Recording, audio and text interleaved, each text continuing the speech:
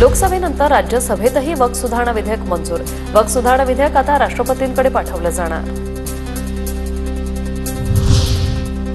प्रत्येकाच्या प्रतिष्ठेला प्राधान्य देण्यासाठी वचनबद्ध वक्फ सुधारणा विधेयकाच्या मंजुरीनंतर मोदींची पहिली प्रतिक्रिया।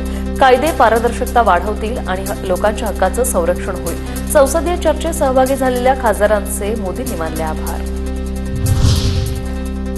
वक्फ दुरुस्ती विधेयकाविरोधात देशभरात निदर्शनं। पश्चिम बंगाल, गुजरात, बिहार, झारखंड, तामिळनाडू, कर्नाटक, आसाममध्ये मुस्लिम समुदाय रस्त्यावर, तर कोलकाता, अहमदाबादमध्ये फलक जाळले।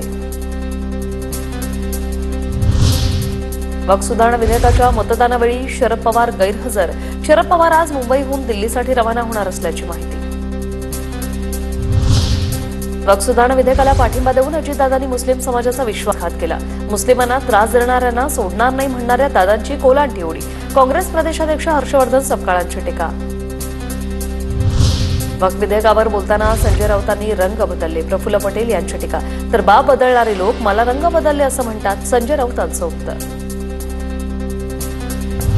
प्रफुल्ल पटेलांचा इतिहास काढला तर त्यांना महाराष्ट्र सोडावा लागेल। भाजपचे बूट चाटल्यानं पटेलांना ईडी कारवाईपासून दिलासा, संजय राऊतांची टीका। मणिपूरमध्ये राष्ट्रपती राजवट लावण्याचा प्रस्ताव राज्यसभेत मंजूर। मणिपूरच्या मुद्द्यावर विरोधी पक्षांनी राजकारण करू नये, गृहमंत्री अमित शहा यांचं विरोधी पक्षांना आवाहन।